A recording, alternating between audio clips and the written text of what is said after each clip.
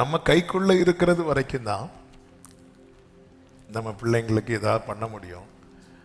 நம்ம கையை விட்டு போனதுக்கு அப்புறம் பிள்ளைங்க பண்ணுவாங்க, நம்ம பார்த்துட்டு தான் இருக்க முடியும். இதை மட்டும் மறந்துடவே கூடாது.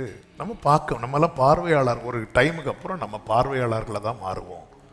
அதுக்கப்புறம் நம்ம எதுவுமே ஃபோர்ஸ் பண்ண முடியாது, ஒன்றும் செய்ய முடியாது. அதனால் நம்ம கைக்குள்ளே இருக்கிறது வரைக்கும் எந்த அளவுக்கு ஆண்டவர் சமூகத்தில் அவர்களுக்கான கண்ணீரையும் ஜெபத்தையும் டெபாசிட் பண்ண முடியும். இந்த கண்ணீர் வீண் போகாது. இன்னைக்கு என்னிடத்தில் வருவதற்கு இடம் கொடுங்க. நம்ம பிள்ளைங்க ஒரு 5 நிமிஷமாவது ஜெபம் பண்ண வைங்க, ஒரு 2 வசனமாவது படிக்க வைங்க. அந்த பிள்ளைங்க ஆண்டவர்கிட்ட வந்துட்டாங்கன்னா கர்த்தர் பார்த்து கொள்வா. நம்ம என்னன்னா அந்த பிள்ளைங்க வாலிப வயசுக்கு அப்புறம் பிள்ளைங்க ட்ராக் மாறுதுன்னு தெரிஞ்ச உடனே பிள்ளைகளை கொண்டு இழுக்க பார்க்குறோம். ஒரு லைனுக்கு மேலே நம்ம பார்வையாளர்களா மட்டும்தான் இருக்க முடியும். இந்த நேரத்தில் நம்ம எல்லா சிறு பிள்ளைகளுக்காக ஜெபம் பண்ண போகிறோம். ஆமேன்னு சொல்லுங்க பார்க்கலாம். வலது கரத்தை உயர்த்தி, ஆண்டவர் பிள்ளைங்கெல்லாம் உம்மிடத்தில் இருக்கணும்ப்பா.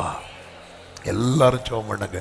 உங்க பிள்ளைகளுக்காக ஜெபம் பண்ணுங்க, மற்ற பிள்ளைகளுக்காக ஜெபம் பண்ணுங்க. இந்த பிள்ளைகளை பாதிப்புக்குள்ளாக்குகிற, மன அழுத்தத்தை உண்டு பண்ணுகிற எந்த காரியங்களும் பிள்ளைகளை ஆண்டவரை தொடக்கூடாதப்பா.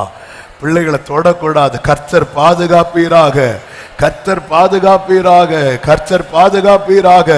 பிள்ளைகள் எல்லாம் கிருபையாய் காத்து கொள்ளுங்க ஆண்டவரே.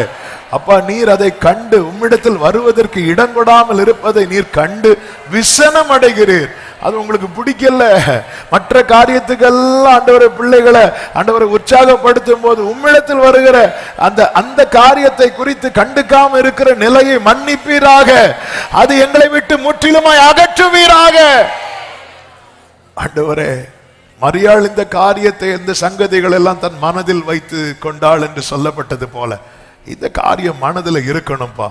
பிள்ளைங்க எல்லாம் கர்த்தரிடத்துல, கர்த்தருடைய சமூகத்துல வளரணும். அப்படியே கைகளை உயர்த்தி இந்த மன அழுத்தத்துக்குள்ளா இருக்கிற பிள்ளைகளுக்காக ஜெபம் பண்ணுவோமா. சின்ன வயசா இருக்கும், ஆனா வெளியே சொல்ல மாட்டாங்க, வெளியே சொல்ல தெரியாது. ஆண்டவரே, கடந்த நாட்கள் இப்படி தவறான முடிவெடுத்த ஒரு பையனை குறித்து நியூஸ்ல பார்த்தோம்ப்பா. அப்படிப்பட்ட செயல்கள் எல்லாம் முற்றிலும் தடுக்கப்படுவதாக. பிள்ளைங்க எந்த விதத்திலும் மன அழுத்தம் அவங்களுக்கு வந்துடக்கூடாதுப்பா. அந்த பாதிப்பு வந்துடக்கூடாதுப்பா. நல்ல சமாதானத்தை, உற்சாகத்தை, மன தைரியம் இயேசுவின் நாமத்தில் பிள்ளைகளுக்கு மன தைரியம் உண்டாவதாக. கர்த்தர் அப்படியே செய்வீராக. இயேசுவின் நாமத்தில் பிதாவே.